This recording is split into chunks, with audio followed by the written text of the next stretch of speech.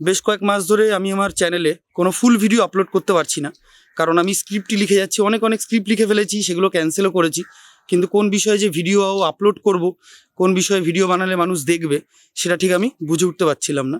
কিন্তু নতুন বছরে চেষ্টা করছি যেন শুরুটা খুবই ভালো হয়। এর জন্য আমি একটা বেসিক ভিডিও দিয়ে শুরু করছি, একটা ওয়েডিং ফটোগ্রাফি সেট আপ। একজন ফটোগ্রাফারের কাছে কী সেট আপ থাকা উচিত একটা প্রপার ওয়েডিং ফটোগ্রাফি করার জন্য, এছাড়া ফিল্ম মেকিং করার জন্যও, সেটাও আমি দেখিয়ে দেবো এবং বলে দেবো তোমাদের। কারণ সব জিনিস আমার কাছেও নেই, সব কিছু সবার কাছে থাকে না, কারণ ফটোগ্রাফি একটা এক্সপেন্সিভ একটা ব্যাপার।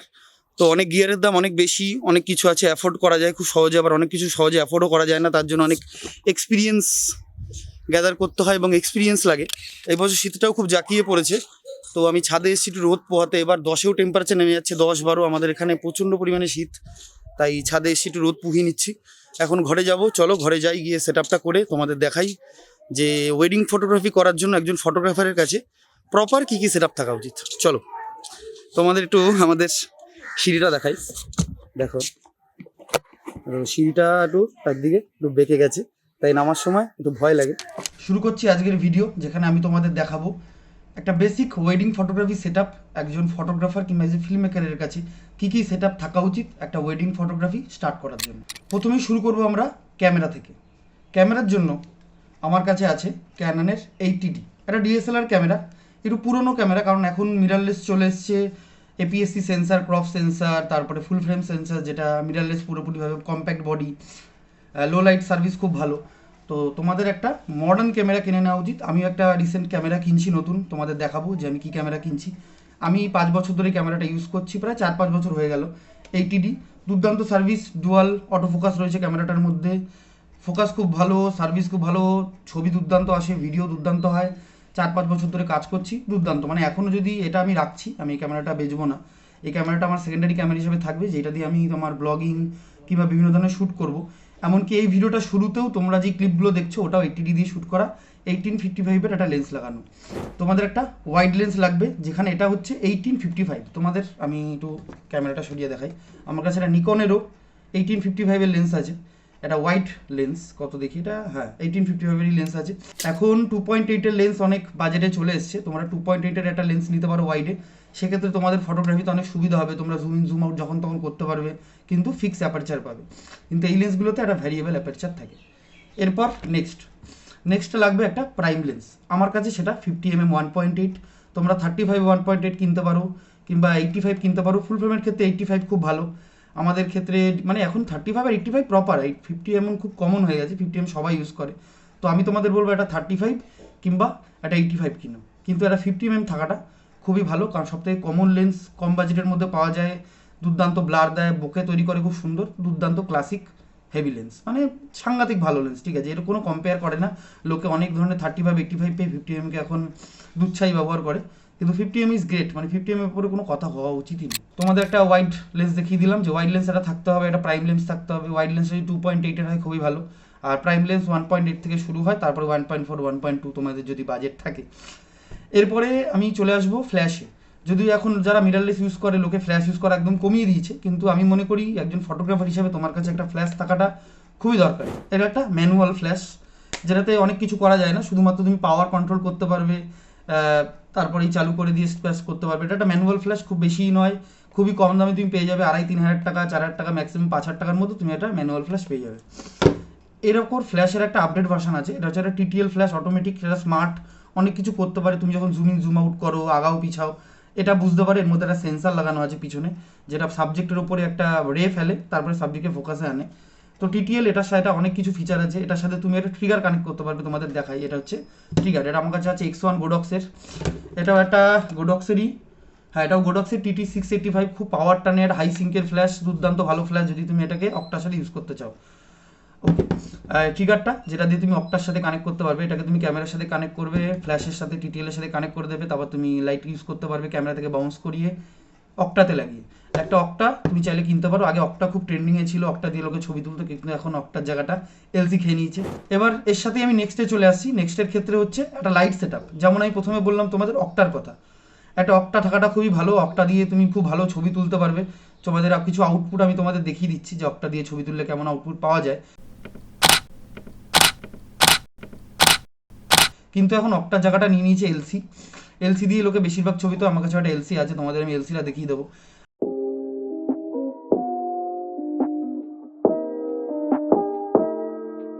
আরও একটা RGB লাইট আছে আমার কাছে ডিজিটেকের 8GB লাইটটা একদম ছোট ছোট জায়গার মধ্যে লাইট ক্রিয়েট করতে খুব সুবিধা করে, একটা ছোট স্পেস ফোটা ফোটা দাঁড় করাতে পারছো না, সেক্ষেত্রে তুমি এটা ইউজ করতে পারবে, খুবই কাজে দেবে। তো আমরা লাইটের কথাও বলে দিলাম যে তুমি অক্টা কিনতে পারো। এছাড়া এখন অক্টার জায়গাটা নিয়ে নিয়েছে এলসি, চলে এসছে এলসি দিয়েই বেশিরভাগ লোকের ছবি তোলে, 2-3টে এলসি ইউজ করে, সঙ্গে একটা 8GB লাইট ইউজ করে ডিজিটেকের কিংবা সিমফিক্সের যারই হোক একটা ছোটো লাইট, তোমাদের সেই লাইটটাও আমি দেখিয়ে দিচ্ছি।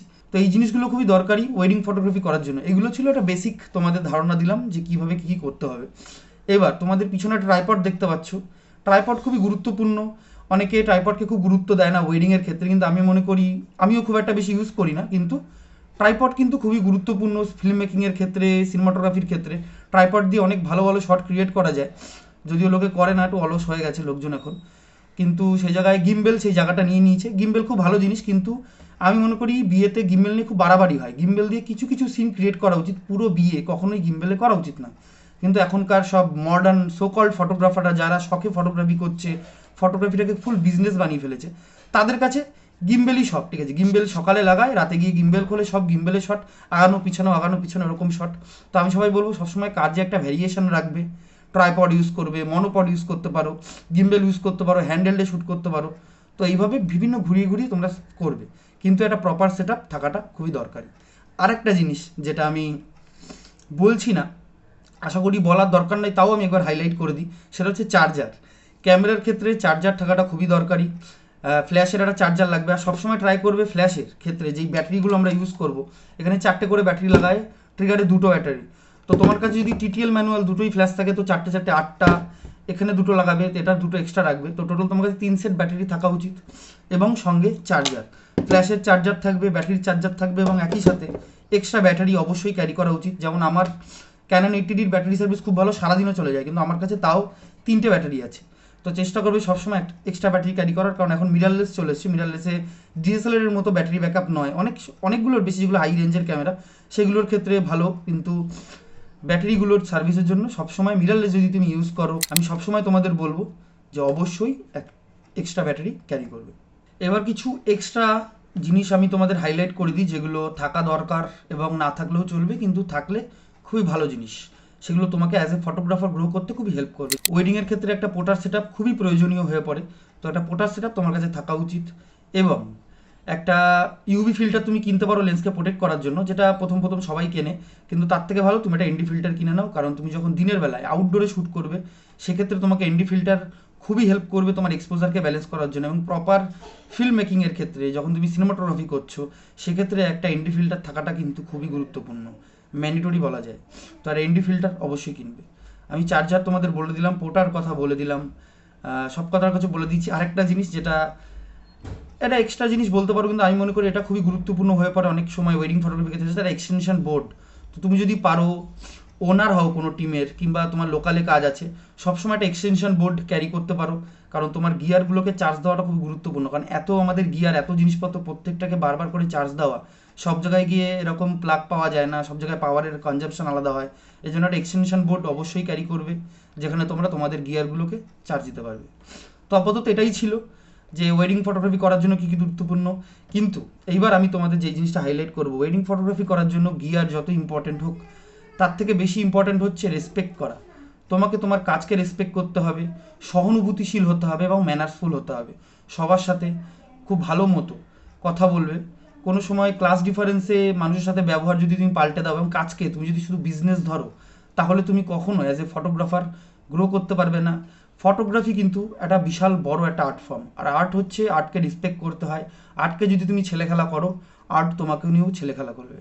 আর যারা শখে ফটোগ্রাফি শুরু করেছো, আমি তাদের জন্য বলে দিই উদ্দেশ্য করে একটু, যদি শখে ফটোগ্রাফি শুরু করো 3 বছর, ওয়েডিং ফটোগ্রাফি যদি শখে শুরু করো 3 বছরের বেশি সার্ভাইভ করতে পারবে না। কারণ ফটোগ্রাফি কিন্তু মানুষকে তাড়া করে। তুমি যখন ছবি একবার ক্লিক করে ফেলবে, মানে তুমি সময়কে থামিয়ে দিচ্ছ, সেটা একটা বড় রেসপন্সিবিলিটি। তুমি যদি সেই জিনিসটাকে রেসপেক্ট না করতে পারো, ফটোগ্রাফি কিংবা আর্ট, কোনো আর্ট ফর্ম, যেটাকে তুমি যদি রেসপেক্ট না করো, ব্যবসার সূত্রে দেখো, ব্যবসা ভাবো, শুধু টাকা কামানোর জন্য করো, তাহলে তুমি সেটা করতে পারবে না। সিম্পল কথা। এটা শুনতেও কঠিন লাগলে এটাই বাস্তব, আমিও এইভাবেই ভাবি যারা শখে ফটোগ্রাফি, আজকাল অনেক লোকে শখে ফটোগ্রাফি করে পুরো আমি যেহেতু ওয়েস্ট বেঙ্গলে থাকি, আমি ওয়েস্ট বেঙ্গলের কথাটা বিশেষ করে বলি, ওয়েস্ট বেঙ্গলের অবস্থা খুবই খারাপ ফটোগ্রাফির। সোনি একটা সাইডে মানে একটা মনোপলি রয়েছে, সোনি সোনি সোনি সোনি সবাই করে, কিন্তু অর্ধেকে কেউ সোনি ইউজ করতে পারে না। আমি অনেককে দেখেছি যারা নিজের ক্যামেরাকেই ঠিকমতো চেনে না, ক্যামেরায় কী সেটিংস করা যায়, পিকচার প্রোফাইল কীভাবে বানানো হয়, কোনটা থেকে কী কী সেটিংস করে, মানে সেটিংটাকেই ঠিকমতো এক্সপ্লোর করেনি, কোনো কিছু চেঞ্জ করেনি। যেমন ক্যামেরা দোকান থেকে এনেছিল, জাস্ট ওটাকে ম্যানুয়ালি চালায়, অনেকে তো অটোতেও ভিডিও করে নেয়। রিসেন্টলি আমি একজন ফ্রিল্যান্সার সিনেমাটোগ্রাফারকে বুক করি, ও A7 IV A7 III কিছু একটা ইউজ করেছিল, সম্ভবত A7 III হবে। ও পুরো কাজটা অটোতে মেরেছিল, আমি কাজটায় ছিলাম না, আমি অন্য কাজে ছিলাম, ফ্রিল্যান্সার ছিল, তো ভেবেছিলাম ছেলেটা ভালো কাজ করবে, কিন্তু ছেলেটা কী করেছে, পুরো সারাদিন ধরে অটোতেই ভিডিও মেরেছে, সকালে রাতে সব অটোতে। তো পিছনে পুরো সব কিছু পুড়ে যাচ্ছে, কালারের কোনো ম্যাচ নেই, একদম সাংঘাতিক। সঙ্গে যখন আমি তাকে বলেছি যে তুমি লগে ভিডিও করনি কেন, বলছে লগ তো আমি বুঝি না। তো এইটা একটা প্রবলেম ফটোগ্রাফির, যে অনেকে আজকাল বলছে আমি লগ বুঝি না, অটোতে এসে ভিডিও শ্যুট করে চলে যাচ্ছে, গিম্বেলে ক্যামেরা লাগিয়ে জুম মেরে দিচ্ছে, মানে ফুল কমেডি। ঠিক আছে, তো এইগুলো প্লিজ করবে না, এইগুলো থেকে নিজেকে একটু বাঁচাবে যদি সিরিয়াসভাবে ফটোগ্রাফি করতে চাও। সোনি সব থেকে দামি দামি ক্যামেরা বানায় এবং দুর্দান্ত ক্যামেরা বানায়, ক্যানানও দুর্দান্ত বানায়। আমি নিজে ক্যানানের বিশাল বড় ভক্ত, ক্যানান যেটা করতে পারবে সেটা অনেকে পারবে না, কিন্তু সোনিরও অনেক ভালো ভালো আছে। সেটাই বলবো যে ক্যানান ইউজ করো, সোনি ইউজ করো, নিকন ইউজ করো, নিজের ক্যামেরার সেটিংসটাকে একটু দেখো, মুখস্থ করো, রোজ রোজ সেটিংস করো, নিজের পিকচার প্রোফাইল বানাও, কালারকে চেঞ্জ করো। এইটা কিন্তু সব থেকে গুরুত্বপূর্ণ ওয়েডিং ফটোগ্রাফির ক্ষেত্রে, যে ভালো ভালো কালার প্রোফাইল তৈরি করা, বিভিন্নভাবে ছবি তোলা, জেপ্যাক, ছবিকে ক্রিয়েটিভ একটা ফর্ম বানানো। প্লিজ অটো মোডে ছবি তুলো না, অনেকে অটোতে কাজ করে, পুরো কাজটাকে বিজনেস বানিয়ে ফেলেছে। এরা কি করছে, পুরো মার্কেটটাকে নষ্ট করছে। এরা মার্কেটটা নষ্ট করবে, তারপরে এরা ফটোগ্রাফিতে বেরিয়ে যাবে, কারণ এরা যখন টাকা কমে যাবে এর অন্য ব্যবসা করবে, কারণ এদের ব্যবসা করেনি কমা, টাকা কামানোর কথা। তো যখন বুঝবে যে মার্কেটটা আমি নষ্ট করে ফেলেছি, তখন এটা ছেড়ে অন্য কিছু করবে, মানে মাছও বেচতে পারে, এর কাছে কোনো ব্যাপার না। ফটোগ্রাফি বেচা এর কাছে মাছ বেচা সেম, কারণ সে খালি ব্যবসা বোঝে, সে খালি টাকা দেখতে চায়। অনেকে ফটোগ্রাফি শুরুই করে কাঁচা টাকার জন্য, বা একটা কাজ ধরবো, ক্লায়েন্টের কাছে কাজ করে যে টাকা তুলবো, সেটাতে আইফোন কিনে নেবো, কিছু একটা কিনে নেবো, টিভি সেট কিনে নেবো, ড্রোন কিনে নেবো। ক্লায়েন্ট কাজকে পেলো কি পেলো না সেটা তারা দেখতেও যায় না। তো প্লিজ এই জন্য ক্লায়েন্টের উদ্দেশ্য বলা, যাদের কাজ দিচ্ছ তাদের কাছে কাজটা বুঝে নাও, সুন্দর করে বুঝে নাও, এবং দেখো। এটাই বলবো যে স্ক্যামারদের প্লিজ কাজ দিও না, কাজ দেখো যে তার কাজটা কি আছে তার কাছে। অনেকে আজকাল কাজ করছে দেখছি তার কাছে কোনো ডেমো নেই, সে নিজের কোনো কাজ নেই, অথচ কাজ করছে। কিভাবে করছে? অবশ্যই অন্যের কাজ দেখিয়ে করছে, কিংবা তার মানে তারাই কাজ দিচ্ছে, সে নিজেও হয়তো স্ক্যামার। শুনতে কঠিন লাগলেও এটাই বাস্তব। তো আমার যা বক্তব্য ছিল আমি এই ভিডিওতেই তোমাদের বলে দিলাম যে ওয়েডিং ফটোগ্রাফি করার জন্য কী কী গিয়ার লাগে, এবং অ্যাজ এ হিউম্যান বিং তোমাকে কেমন হতে হবে। ওয়েডিং ফটোগ্রাফিতে কিন্তু এটা খুবই গুরুত্বপূর্ণ, যদি তুমি এটা নজর না দাও তাহলে অ্যাজ এ ফটোগ্রাফার তুমি বেশি দিন সার্ভাইভ করতে পারবে না, সাস্টেন করতে পারবে না, এবং এই আর্টটাকে যদি তুমি রেসপেক্ট না করো তাহলে কিন্তু কিচ্ছু হবে না। আমার ভিডিও দেখা, আমার ভিডিও বানানো, তোমার ফটোগ্রাফি করা যে এক্সিস্টেন্সটা, সেটা মিটে যাবে, মনে হবে যেন একটা ফেক একটা স্ক্যাম চলছে। তো আমি এরপরে একটা ভিডিও বানাবো ওয়েডিং ফটোগ্রাফির ওপরে, চলতে থাকা একটা স্ক্যাম নিয়ে। বিভিন্ন ওয়েডিং ফটোগ্রাফাররা চলে আসছে, কারণ আমি অনেক জায়গায় কাজে গেছি, অনেকের সাথে কাজ করেছি, তারা তাদের ক্যামেরা সম্বন্ধেও ঠিকমতো জানে না, অথচ তারা ফটোগ্রাফি করে, একটা ভাও নিয়ে চলে সবসময় যে আমি সেরা আমি সেরা, অথচ তারা ক্যামেরা সম্বন্ধেই ঠিকমতো জানে না, না সেটিংস করতে পারছে, গিম্বেলে ক্যামেরা লাগিয়ে লেন্স জুম করা। ঠিক আছে, তো তো এই ধরনের অনেক জিনিস আমি দেখেছি, এগুলোকেও শেয়ার করার সময় চলে এসছে এবার। তো আসলে আমি নিজেকে একটু আটকে রাখি, স্ক্রিপ্ট বেশি লিখি, একটু মানুষ জাজ করবে সেটা নিয়ে একটু ভাবি, কিন্তু এখন সময় চলে এসছে যে জাজ করুক যাই করুক, আমাকে আমার কাজটা করতে হবে, যেগুলো আমার বক্তব্য সেগুলো বলতে হবে, কারণ প্রবলেম তৈরি হয়ে গেছে, প্রবলেম রয়েছে, সেই প্রবলেমটাকে সলভ করাটা খুবই দরকার। তো দেখা হচ্ছে পরের ভিডিওতে। তোমাদের যদি ভিডিওটা হেল্পফুল লাগে তাহলে অবশ্যই কমেন্ট করো, ভিডিওটাকে লাইক দিও, চ্যানেলটাকে সাবস্ক্রাইব করলে খুবই ভালো হয়, তাহলে আমি একটু সাহস পাবো, বাহবা পাবো আরও ভিডিও বানানোর জন্য ভবিষ্যতে, কারণ আমি অনেকটা কম সাবস্ক্রাইবারে আছি।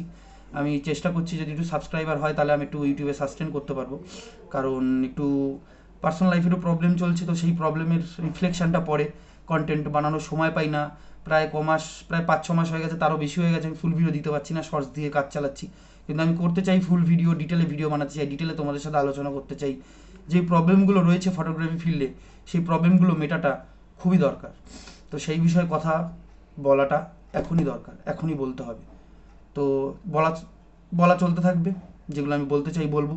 তোমার যদি ভালো লাগে অবশ্যই চ্যানেলটাকে সাবস্ক্রাইব করে দিও, আমার এই জার্নির সঙ্গী হও। আশা করছি তোমাদের আরও ভালো ভালো ভিডিও উপহার দিতে পারবো। ওয়েডিং ফটোগ্রাফি নিয়ে আরও ভিডিও আসছে, চলতে থাকা স্ক্যাম নিয়ে আমি একটা ভিডিও বানাবো। তোমরা কমেন্ট করে জানাও যে কোন কোন বিষয়ে বা ভিডিও দেখতে চাও, সেই বিষয়ে আমি ভিডিও বানাবো। অসংখ্য ধন্যবাদ।